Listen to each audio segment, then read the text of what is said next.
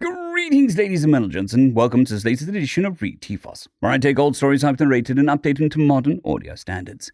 This particular story is called The Elves. Dwarves and Goblins laughed at humans for not having magic. The humans laughed at the elves, dwarves, and goblins for not having giant robots. Written by Knevri. The 74th Grand Crusade was turning out to be the most profitable the Imperium had ever seen. The world that the Archons had brought them to was aflush with technology, resources, and slaves.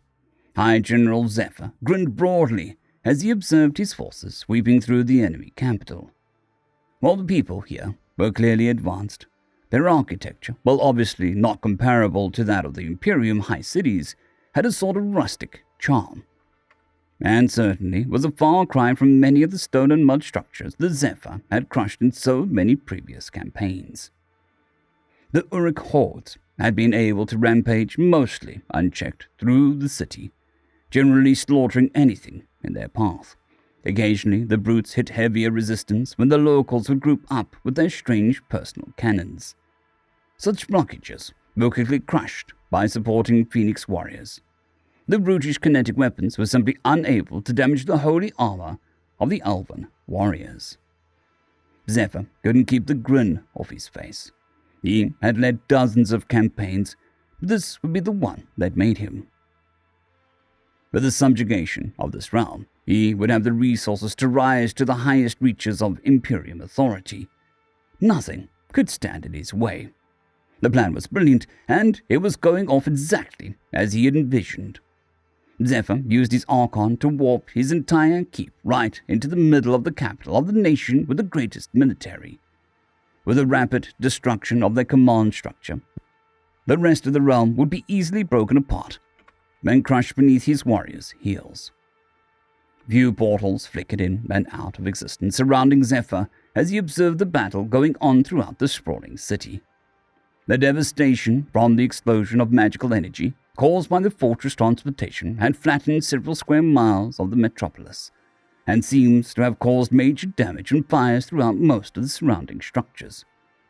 Zephyr flicked between portals rapidly. He had always been a hands-on commander. This campaign was no different. By giving orders on a squad level, he was able to push his forces deep into the embattled surroundings. The majority of his forces were heading straight for an enormous temple that the Archons had quickly tagged as the important site after they had transitioned to this realm. Checking in on the advance to the temple, Zephyr found it had stalled not far from the strange pentagonal walls. Withering fire was coming from the temple, shredding any squads of Uruks that tried to make it through the wide clearing surrounding it. Even a few lone Phoenix warriors had managed to get themselves pinned down under intense attack. Something about this place was different. Perhaps it was held by more elite guards. Zephyr growled in his frustration before going back to work. These savages could not be allowed to slow his plan. 10 squads of Phoenix warriors advanced on the strange temple, merging their psionic shielding into an impenetrable wall as they marched on the temple in a tight phalanx. Red bolts of energy flashed and skittered off the brilliant glow of the shield, and large kinetic projectiles were sent ricocheting off, often back towards the shooters. It took more time than he would have liked to pull together such a large force. Zephyr had to admit that he was surprised by the tenacity of the savages guarding their temple. But it was little matter now. Once the compound fell to the assault, the rest of the campaign to bring this realm to heel would be simple. Zephyr had nearly flicked away to keep tabs on a different battle unfolding when he saw it. A titan of steel was rising up out of the temple, the enormous figure towering over the impressive walls of the Pentagon compound.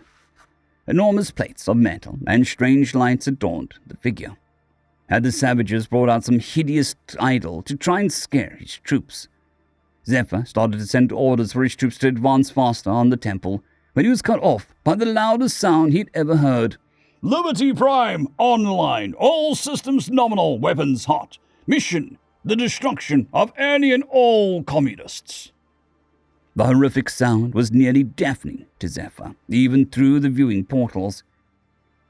He could see his troops cowering and grabbing at their ears under the audio assault. They had acquired some knowledge of the language of this realm, but still Zephyr couldn't pull any meaning from the horrible noise coming from the Titan. Then he watched as the Titan stepped over the curtain wall of the temple like a man clearing a log, its massive weight shaking the ground as it walked onto the battlefield, tossing many of the phoenixes to the ground. America will never fall to communist invasion. The second blast of weaponized sound was followed by horrific lance of brilliant blue energy from the head of the Titan. The colossal beam swept through the phalanx of Phoenix warriors, bursting their shields like a soap bubble in the midday sun. Those the beam touched were simply gone, erased from existence. The rest were less lucky. Hundreds of Imperium's most elite warriors, trained for 1,000 years, lay screaming, their flesh melting onto their armor as a terrible weapon shattered their ranks. Tactical assessment, Red Chinese victory impossible.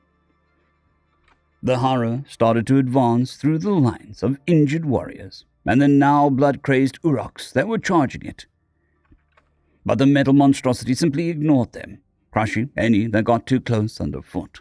Behind the Titan, a wave of the savages' temple guards rushed out. They towered in hulking armor that mimicked their metal god. Their assault shredded waves of infantry trying to assault the Titan with blasts of rippling red energy. Embrace democracy, or you will be eradicated. Zephyr could no longer hear himself think through the roar of the terror before him. No more could he look away as it tore apart his army and strode towards his fortress. Get us out of here, he shrieked at his archons as they stood around the command room, just as stunned as him. What had they unleashed? The robotic assault continued as the Titan tore through the rubble, shattering any groups of soldiers with blasts of its blue energy and roaring its terrible speech. Communist detected on American soil, lethal force engaged. The transport spells were charging, but much too slow. There seemed to be no stopping the monster before him. Zephyr heard himself whine as the towering guards broke through into the small clearing surrounding his fortress. Would its shielding be enough to stop it? Obstruction detected. Composition titanium alloy supplemented with photonic resonance barrier.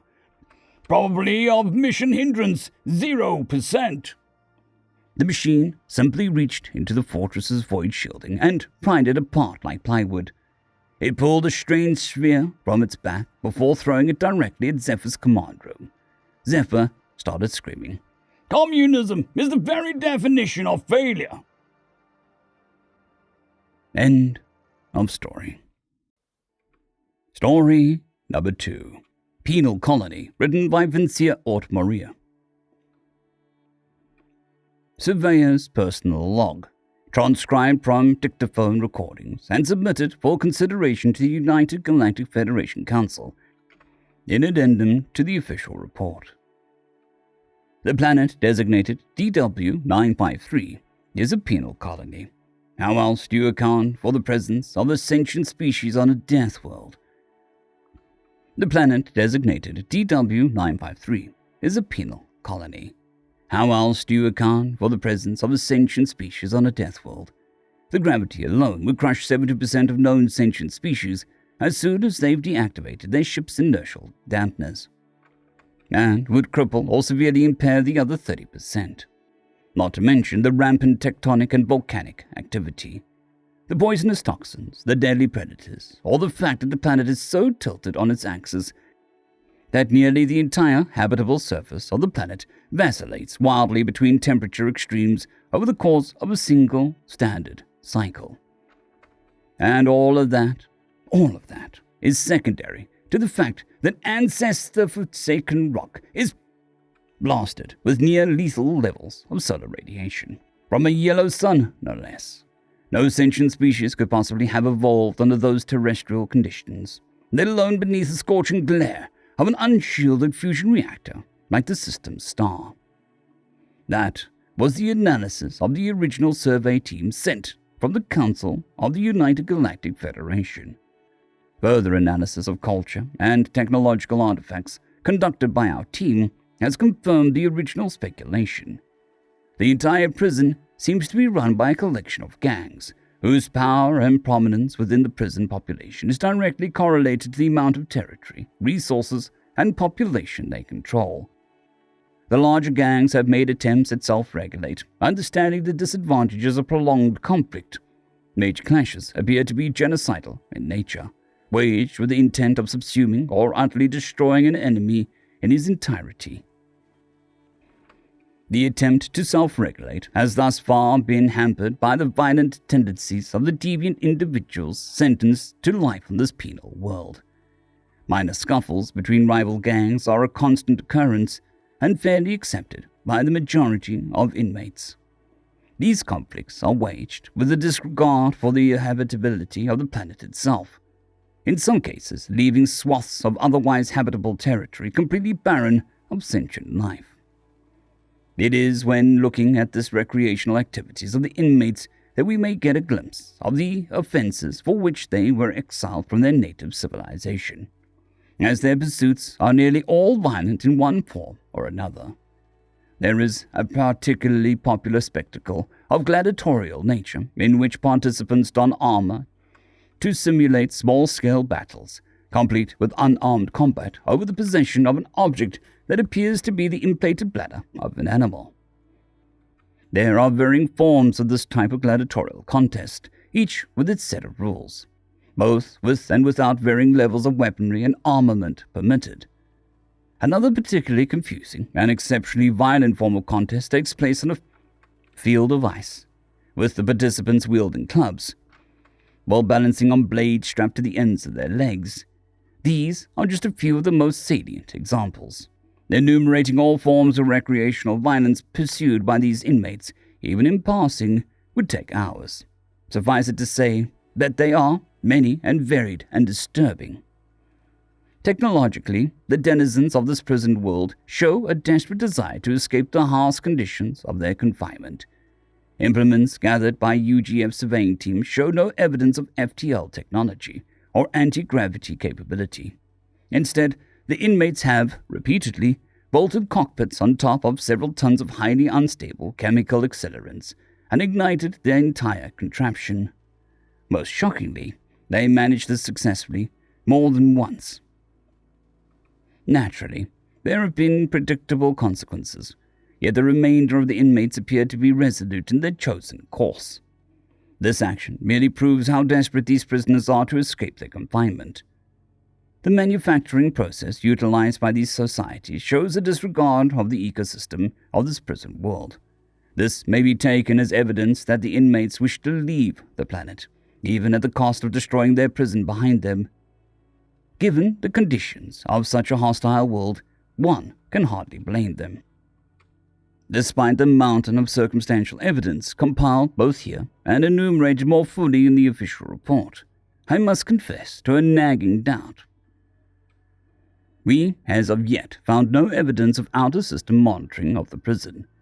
My colleagues have advanced the theory that the civilization responsible for establishing this penal world may have trusted to the world's high gravity and the inmates' lack of technological prowess to keep the prisoners bound to their hell rock in perpetuity.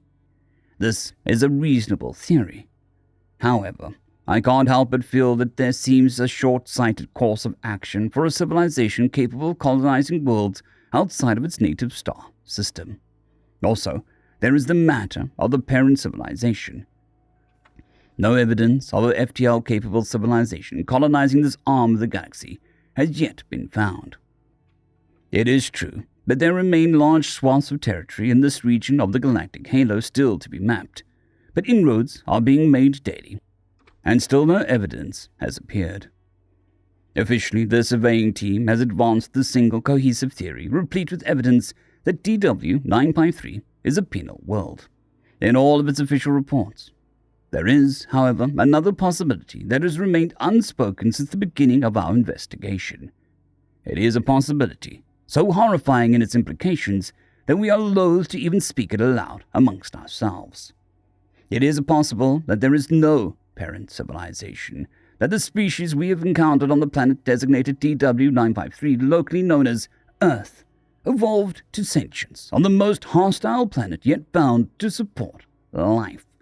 And that species, for whom violence is a form of leisure, who rose to dominance in the deadliest environment yet encountered by the UGF, is coming.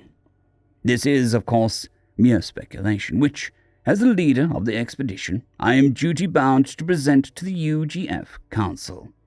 It's strange credulity to believe that any species could have evolved to sentience under such harsh conditions, and is outright laughable to believe that any sentient species could demonstrate such wanton violence towards other members of the same species, or such flagrant disregard for their homeworld. I expect the expeditionary team to contact the parent civilization of TW953 Prison World any day now. Earth is a penal colony, right? End of story. I would like to thank our T5 members and patrons, Casper Arnholtz, John Creighton, Vidmori, 050, Dragzoon WRE, and Elijah Silvercross. Thank you very much.